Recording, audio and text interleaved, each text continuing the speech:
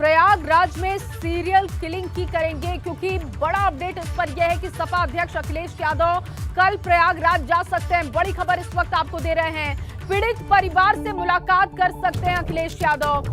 सपा के 2 विधायक और जिला अध्यक्ष सुबह पहुंचे थे घटनास्थल पर। पार्टी नेताओं ने अखिलेश यादव को पूरी घटना की रिपोर्ट भेजी है। प्रयागराज में एक ही परिवार के 5 लोगों की हत्या हुई है और देखिए, इस मामले में अखिलेश यादव ने सवाल भी उठाए हैं सरकार पर। और साथ ही साथ आपको यह भी बता दें कि जानकारी यह है कि कल वो पहुंच सकते हैं प्रयागराज। सपा के 2 विधायक और जिला अध्यक्ष सुबह पहुंच गए थे घटनास्थल पर। जानकारी इस बात की है कि पार्टी नेताओं ने अखिलेश यादव को पूरी घटना की रिपोर्ट भेजी है। प्रयागराज में एक ही परिवार के 5 लोगों की हत्या की गई है। इस मामले में लगातार जांच हो रही है। एसटीएफ की टीम भी प्रयागराज पहुंचने वाली है, लेकिन उस बीच अब सियासत भी इस पर शुरू हो चुकी है। और आखिर प्रयागराज में हुआ क्या है, पूरी जानकारी आपको देते हैं कि आखिर ये घटना क्या है। संगम नगरी में सीरियल किलिंग हुई है। एक ही परिवार के 5 लोगों की हत्या कर दी गई है। बताया ये जा रहा है कि ईंट पत्थर से कुचलकर सभी की हत्या की गई है। मृतक के घर में आग भी लगा दी गई, इस बात की भी जानकारी है। मृतकों में परिवार के ही 3 अन्य लोग भी शामिल हैं। सामूहिक हत्या की सूचना पर जांच में जुटी पुलिस। फॉरेंसिक टीम वहां पर पहुंची। डॉग स्क्वाड की भी मदद ली जा रही है जांच के लिए। थरवई थाना क्षेत्र के खेवराजपुर गांव में ये वारदात हुई है और इस घटना के बाद से सनसनी का माहौल है। लेकिन ताजा अपडेट इस पर यह है कि एसटीएफ की टीम भी पहुंचने वाली है। क्या ये पूरी घटना है, क्या कुछ अब तक इसमें हुआ है, इसकी जानकारी हम आपको दे रहे थे। चलिए, इस बीच आपको एक और बड़ी खबर दे दे प्रयागराज से। मृतकों में 2 महिलाओं के साथ दुष्कर्म की आशंका भी जाहिर की जा रही है। करीबी रिश्तेदार ने इसकी आशंका जताई है, क्योंकि बेटी और बहू के शरीर पर कपड़े नहीं मिले। दुष्कर्म के विरोध में ही हत्या की आशंका जाहिर की गई है। एक ये भी पहलू सामने आ रहा है, क्योंकि बेटी और बहू के शरीर पर कपड़े नहीं मिले। दुष्कर्म के विरोध पर हत्या की आशंका रिश्तेदार जता रहे हैं। हालांकि पोस्टमार्टम के लिए सभी शवों को भेजा गया है और पोस्टमार्टम रिपोर्ट आने के बाद तमाम ये बातें, तमाम ये संदेश साफ हो पाएंगे।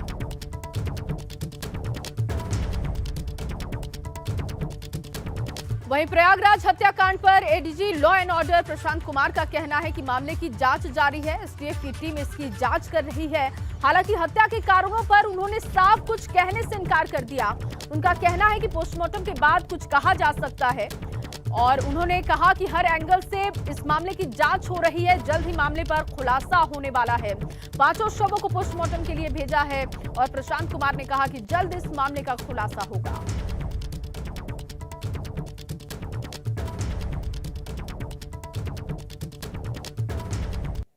संगम नगरी प्रयागराज में हुए नृशंस हत्याकांड का सीएम योगी ने भी संज्ञान लिया है। मामले में कड़ी कार्रवाई के निर्देश दिए हैं। हमारे साथ इस समय एडीजी एलओ प्रशांत कुमार जी हैं।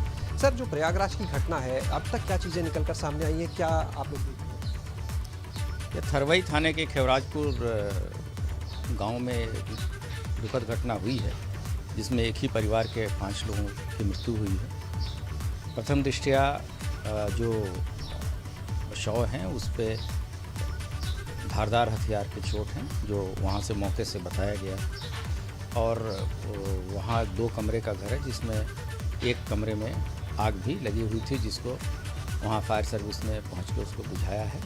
घटनास्थल का निरीक्षण किया जा रहा है और वहाँ की फॉरेंसिक टीमें, डॉग स्क्वाड इत्यादि का भी उपयोग किया जा रहा है। विशेष टीम भी इसके लिए लगाई गई। हमारी एसटीएफ की टीम भी वहाँ पर भेजी गई है और यहाँ से मुख्यालय से यही निर्देश है कि जल्द से जल्द इस घटना का सही अनावरण किया जाए। सर, हम देख रहे हैं सुबह से आप लगातार वहाँ पर अधिकारियों के भी संपर्क में हैं, जिले के जो अधिकारी हैं। अब तक क्या वहाँ से प्रथम दृष्टया चीज़ें निकलकर कुछ सामने आई? अभी वहाँ गांव वालों में भी उत्तेजना थी।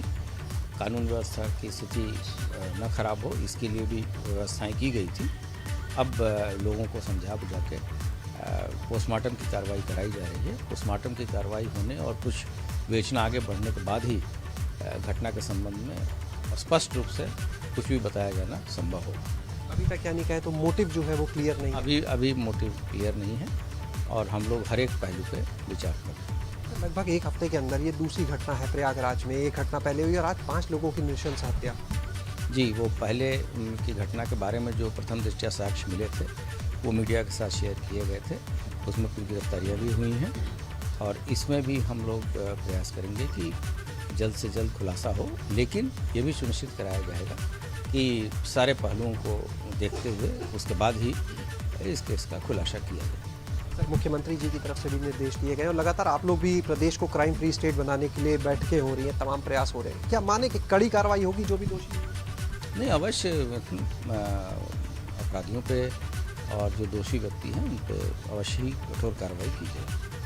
बहुत शुक्रिया बात करने के लिए। ये थे हमारे साथ में एडीजीएलओ प्रशांत कुमार जी, जिनका साफ तौर पर कहना है कि वहाँ के जो भी हालात थे, लॉ एंड ऑर्डर की जो सिचुएशन थी उसको देखते हुए सब काम किया जा रहा है। फिलहाल लोगों को मनाकर पोस्टमार्टम के लिए भेजा गया है शवों को और वहाँ से जांच जारी है। एसटीएफ की टीम को भी भेजा गया है वहाँ पर आगे की जाँच के लिए और रिपोर्ट आने के बाद जो भी दोषी होंगे उनके खिलाफ कड़ी से कड़ी कार्रवाई की जाएगी। कैमरा सहयोगी वीरेंद्र के साथ शैलेश अरोरा, एबीपी गंगा, लखनऊ। और वहीं इस पूरे मामले पर मायावती ने ट्वीट किया है, दुख जाहिर किया है। मायावती ने लिखा कि उत्तर प्रदेश के प्रयागराज में एक ही परिवार के 5 लोगों की निर्मम हत्या किए जाने की खबर अति दुखद, निंदनीय व चिंताजनक है। सरकार घटना की तह में जाकर दोषियों के खिलाफ सख्त कानूनी कार्रवाई सुनिश्चित करे। मायावती का ये ट्वीट आप देख रहे हैं। घटना पर उन्होंने दुख जाहिर किया, साथ ही साथ सरकार से कड़ी कार्रवाई की मांग की है। और देखिए अब अखिलेश यादव का ट्वीट आप देख रहे हैं। उन्होंने लिखा कि यूपी में क्राइम ज्यादा बढ़ने लगा है और इस पर ट्वीट कर उन्होंने लिखा, भाजपा 2.0 के राज में यूपी डूबा अपराध में, आज का अपराधनामा। ये देखिए किस तरीके से अब अखिलेश यादव ने कटाक्ष किया है और जहां एक तरफ मायावती ने दोषियों पर कड़ी कार्रवाई की मांग की है, तो वहीं अखिलेश यादव ने लिखा कि भाजपा 2.0 के राज में यूपी डूबा अपराध में। और उधर प्रयागराज में 5 लोगों की हत्या के मामले में सपा प्रवक्ता अनुराग भदौरिया ने क्या कुछ कहा, आप भी सुनिए। उत्तर प्रदेश की सरकार भी कमाल की है। उत्तर प्रदेश की सरकार यहाँ पे जाति धर्म की राजनीति और मार्केटिंग इवेंट में बिजी है। अपराधी सरेआम घूम रहे हैं। यहाँ पे लगातार हत्याएं होती चली जा रही हैं। प्रयागराज में एक बार नहीं 2-2 बार घटनाएं घटी हैं और एक परिवार के 5-5 लोगों की हत्याएं हुई हैं और सरकार हाथ में हाथ रख के बैठी रहती है। मैं तो सरकार से कहूँ हाथ जोड़ के, प्रभु उत्तर प्रदेश में अपराध रोकिए, जाति धर्म और मार्केटिंग इवेंट की राजनीति बंद कीजिए।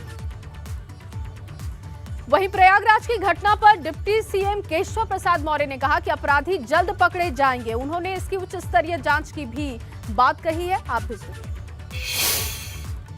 आज की जो घटना है वह भी बड़ी निर्मम और बहुत बर्बर घटना है। मैं इस घटना के जो भी दोषी हैं पूरा भरोसा दिलाता हूं कि उनको खोज निकाला जाएगा और उनके खिलाफ कठोर से कठोर कार्रवाई की जाएगी।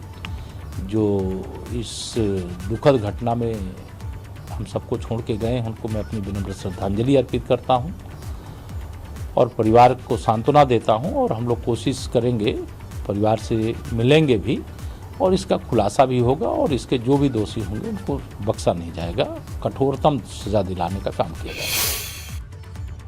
और आखिर हम इसे सीरियल किलिंग क्यों कह रहे हैं, इसे आपको समझाते हैं। 2 तस्वीरें अब आपको दिखाते हैं और इसके जरिए आपको समझाने की कोशिश करते हैं। जो पहली तस्वीर आप अपनी टीवी स्क्रीन पर देख रहे हैं, देखिए शनिवार की ये तस्वीर है, जबकि जो दूसरी तस्वीर है आज सुबह की है।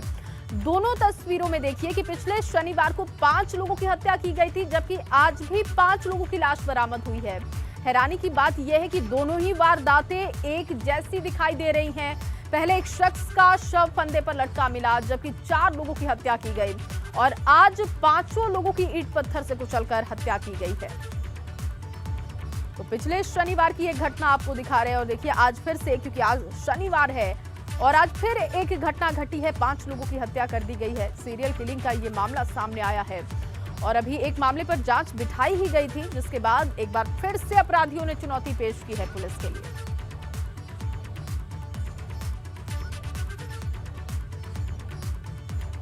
और इस बीच आपको एक और बड़ी खबर दे दें, योगी सरकार ने लोगों को जल्द इंसाफ दिलाने पर केंद्रित किया है अपना ध्यान। गृह विभाग ने महिला अपराध के मामले में हुई कार्रवाई को आधार बनाते हुए प्रभावी पैरवी की बनाई है कार्य योजना। 6 माह की कार्य योजना में 6 अभियुक्तों को मृत्युदंड और 300 को उम्र कैद की सजा दिलाने का लक्ष्य है, जबकि 2 साल की कार्य योजना के तहत 10 अभियुक्तों को मृत्युदंड और 500 को आजीवन कारावास की सजा दिलाने का लक्ष्य रखा गया है। 10 वर्ष की बात की जाए तो 10 वर्ष से अधिक की सजा वाले अपराधों में 2000 को सजा दिलाने का लक्ष्य रखा गया है। 5 साल की कार्य योजना में 40 अभियुक्तों को मृत्यु दंड जबकि 2500 आरोपियों को आजीवन कारावास की सजा दिलाई जाएगी।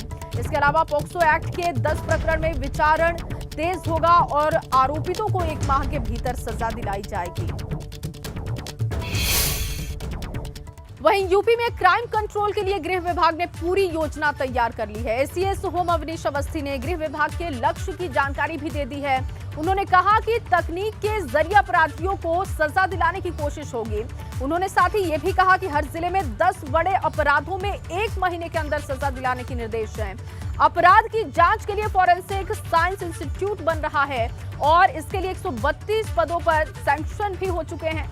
देखते हैं अवनीश अवस्थी के साथ पूरी बातचीत। यूपी को क्राइम फ्री स्टेट बनाने के लिए गृह विभाग ने एक पूरी योजना तैयार की है। अगले 6 महीने, 2 साल, 5 साल तक के लक्ष्य बना लिए हैं कि कितने लोगों को जघन्य अपराधों में मृत्यु दंड दिलवाना है, कितनों को उम्र कैद और कितनों को 10 साल से ज्यादा की सजा। हमारे साथ में इस समय एसीएस होम अवनीश अवस्थी जी हैं। सर, क्या है पूरा एजेंडा, क्या है पूरा प्लान? देखिए, अभी विमेन और बच्चों के क्राइम में, पॉक्सो केसेस में, विमेन क्राइम में लगभग 32 लोगों को पिछले 3 अभियान में जो है मृत्युदंड मिला और लगभग 1000 से ज़्यादा लोगों को जो है आजीवन कारावास हुआ है और लगभग 1058 ही लोगों को जो है 10 साल तक की सज़ा भी मिली। विमेन और चाइल्ड जो है उसकी सुरक्षा के लिए एक नया ऑर्गेनाइजेशन जो है महिला बाल सुरक्षा संगठन का भी गठन प्रदेश सरकार ने मुख्यमंत्री जी के मार्गदर्शन में किया है। इन सब चीज़ों पर बहुत प्रभावी कार्रवाई करी जा रही है और इसी के क्रम में आगे 100 दिन में प्रोसिक्यूशन को मजबूत करते हुए टेक्नोलॉजी का इस्तेमाल करके ई प्रोसिक्यूशन के पोर्टल से हमारे जितने डीजीसीज, एडीजीसीज हैं, जो हमारे जॉइंट डायरेक्टर्स और स्पेशल प्रोसिक्यूटिंग ऑफिसर्स हैं, इनको अभी प्रभावी रूप से निर्देश दिया गया, वीसी करके मुख्यमंत्री जी का निर्देश दिया है कि हर जिले में संबंधित न्यायालयों से, माननीय डिस्ट्रिक्ट जज से समन्वय स्थापित करके बहुत प्रभावी और अच्छा दंड ऐसे लोगों पर दिलवाएं जिन लोगों ने इस तरह के जघन्य अपराध किए। हर जिले में ये कहा गया है कि 10 बड़े अपराधों में, इस तरह के विमेन एंड चाइल्ड में 1 महीने के अंदर सजा जरूर दिलाएं और इसके लिए पुलिस को और प्रोसिक्यूशन विंग को एक्टिव किया गया कि ये उनकी जिम्मेदारी होगी कि माननीय न्यायालयों के समक्ष साक्ष्य ऐसा प्रस्तुत करें कि न्यायालय का जो है निर्णय इन सबों के खिलाफ है। सर, प्रदेश में एक फॉरेंसिक साइंस इंस्टीट्यूट की भी कार्रवाई चल रही है, आपने अभी हाल में समीक्षा भी की थी। क्या स्थिति है और कितना अहम भूमिका वो निभाएगा क्राइम फ्री स्टेट बनाने में? देखिए, क्राइम का एक सबसे महत्वपूर्ण पहलू होता है फॉरेंसिक साइंस। ये साइंटिफिक एविडेंस कलेक्ट करके ब्लड सैंपल्स हों, बॉडी के सैंपल्स हों, बॉडी पार्ट्स के सैंपल्स हों, इसके अलावा मौके पर कहीं आग लगा दी तो उसमें क्या चीज़ का इस्तेमाल किया गया है, इस तरह की बहुत सारी चीज़ें जो फॉरेंसिक के एरिया से रिलेटेड हैं, ये ओपन एंड शट केस होता है। अगर साइंस का यूज़ किया जाए, फॉरेंसिक साइंस का यूज़ किया जाए तो ऐसा साक्ष्य मिल जाता है, डीएनए का सैंपल अगर मिल जाए तो ओपन एंड शट केस हो जाता है। तो इस पर बहुत प्रभावशाली जो है इम्पैक्ट लाने के लिए माननीय गृह मंत्री जी के द्वारा जो है मुख्यमंत्री जी द्वारा एक फॉरेंसिक साइंस इंस्टीट्यूट का जो है शिलान्यास कराया है। उसका 10-15% भवन का काम भी शुरू हो गया है। अभी कल परसों उसके पद भी सब सैंक्शन हो गए, 132 पद सैंक्शन हुए हैं। इन पदों को भरने, उसकी गवर्निंग कमेटी की बैठक करने और फिर उसमें अलग अलग मॉडर्न टेक्नोलॉजी का इस्तेमाल करने के लिए AKTU के साथ एक अनुबंध भी किया गया है। साइबर क्राइम के एरिया में, डीएनए के एरिया में, इन सब चीज़ों में, फिंगरप्रिंटिंग के एरिया में, इस सब पर विशेष काम हो रहा है।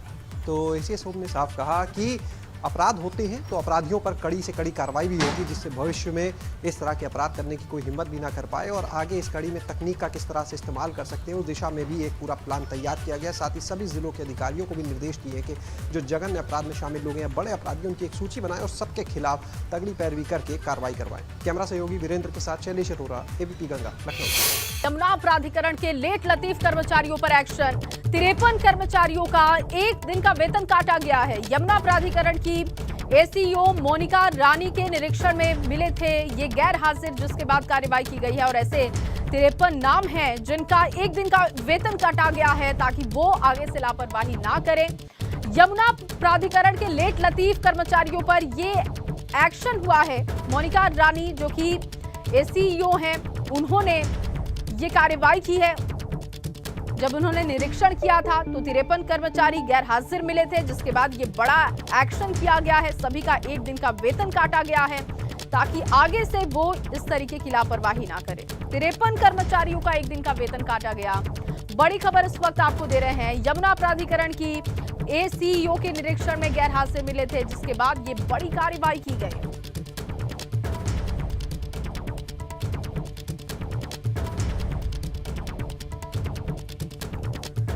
और अब आपको प्रयागराज मामले में एक बड़ी खबर दे दे। प्रयागराज के लिए शिवपाल यादव रवाना हो चुके हैं। पीड़ित परिवार से मुलाकात करेंगे शिवपाल यादव। ये बड़ी खबर मिल रही है। 5 लोगों की हत्या आज सुबह हुई है और देखिए अब इस पर सियासत शुरू हो चुकी है। अखिलेश यादव ने ट्वीट किया, मायावती ने ट्वीट किया और अब जानकारी है कि शिवपाल यादव रवाना हो चुके हैं। प्रयागराज के रास्ते में वो हैं। पीड़ित परिवार से मुलाकात शिवपाल यादव करने वाले हैं। बड़ी खबर इस वक्त आपको दे रहे हैं। प्रयागराज हत्याकांड में ये बड़ा अपडेट है। शिवपाल यादव रवाना हो चुके हैं प्रयागराज के लिए। अब से थोड़ी देर बाद वो वहां पहुंचेंगे और मुलाकात करेंगे पीड़ित परिवार से। ये बड़ी खबर मिल रही है। वीरेश पांडे जी इस वक्त ब्यूरो चीफ जुड़ चुके हैं हमारे साथ ज्यादा जानकारी के साथ। वीरेश जी, शिवपाल यादव रवाना हो चुके हैं, पीड़ित परिवार से मुलाकात करेंगे, किस तरीके से इसे देख रहे हैं आप? देखिए, शिवपाल यादव बहुत एक्टिव हैं, सक्रिय हैं और जैसे ही उन्हें खबर मिली उन्होंने अपनी रवानगी प्रयागराज के लिए कर दी और अब से आधे घंटे पहले वो निकल चुके हैं। लगभग 2 घंटे के अंदर वो प्रयागराज में होंगे, पीड़ित परिजनों से मिलेंगे। और इसे यूपी की सियासत में हम देखें तो जिस तरीके से प्रयागराज में शिवपाल यादव गए, कल आजम खान से मिले, यानी आजम खान से मिलना और इस घटना में शिवपाल यादव के जाने का मतलब है कि शिवपाल यादव बैठेंगे नहीं, सक्रिय हो चुके हैं। शिवपाल यादव ने भी गंगा से बातचीत करते हुए कहा था कि घर पे नहीं बैठूंगा, अब सक्रिय रहूंगा, जनता के लिए काम करूंगा, जनता के बीच रहूंगा और सुबह निकल जाऊंगा, अपने लोगों से मिलूंगा, जनता के बीच ही रहूंगा, ऐसा शिवपाल यादव ने कहा था। यानी प्रस्पा को लेकर वो बहुत संजीदा है और प्रस्पा को एक बार फिर तरीके से हम कहें कि पुनर्जीवित करना चाहते हैं, अपने काडर को मजबूत करना चाहते हैं, एक्शन में है और साथ ही साथ पॉलिटिकली बहुत एक्टिव हो चुके हैं शिवपाल यादव। और ऐसे में अखिलेश यादव को प्रयागराज जाना था। सोर्सेज से खबर आ रही थी कि अखिलेश जाएंगे, लेकिन शिवपाल यादव चले गए। जी हाँ, चले गए। आधे घंटे पहले अपने घर से निकल चुके हैं और लगभग 2 घंटे के अंदर वो प्रयागराज में होंगे। जिस तरीके से ये घटना हुई है, कल उन्होंने कहा था कि मैं आजम खान से मिलकर आया हूँ, मुख्यमंत्री से मिलूंगा और आजम खान के बारे में सारी बातों को रखूंगा, उनकी पीड़ा को बताऊंगा। और ऐसे ही शिवपाल यादव का कहना है कि प्रयागराज में वो जा रहे हैं, पीड़ित परिजनों से वो मुलाकात करेंगे। मुलाकात करने के बाद कानून व्यवस्था से संबंधित जो भी बातें होंगी आकर मुख्यमंत्री से मुलाकात करके वो सारी चीजों को रखेंगे। और शिवपाल यादव का ये मूव अखिलेश यादव से पहले हो गया। खबर आई कि अखिलेश यादव जाएंगे, आज जाएंगे, कल जाएंगे, लेकिन शिवपाल यादव चले गए। दूसरी पार्टियों की तरफ से अभी कोई सुगबुगाहट भी नहीं हुई। हाँ, ये अच्छी बात है प्रजातंत्र में कि इस तरह की घटनाएं होती हैं तो जो विपक्ष होता है जब एक्टिव होता है तो प्रशासनिक अमलों में भी एक सुगबुगाहट होती है, सक्रियता बढ़ती है, सरकार पर दबाव बढ़ता है और उसका नतीजा ये होता है कि जो पीड़ित पक्ष है उसे न्याय मिलने की उम्मीद रहती है। और यही लोकतंत्र है और लोकतंत्र में विपक्ष का यही दबाव है, यही प्रेशर के रूप में और दबाव के रूप में विपक्ष काम करता है, जिसकी वजह से सरकार भी अलर्ट रहती है, सक्रिय रहती है, संजीदा रहती है। और सरकार और मुखिया की संजीदगी की वजह से प्रशासन के जो अधिकारी हैं उनके ऊपर भी एक दबाव रहता है। शिवपाल यादव का प्रयागराज में जाना एक दबाव के रूप में काम करेगा। जो भी पीड़ित परिजनों को न्याय मिलना होगा वो मिलेगा और दबाव सरकार पर होगा, प्रशासन पर होगा और जो भी जो गुनाहगार होंगे उन्हें जल्द से जल्द पकड़ने का प्रेशर होगा। बहुत शुक्रिया वीरेश जी आपका तमाम जानकारी के लिए।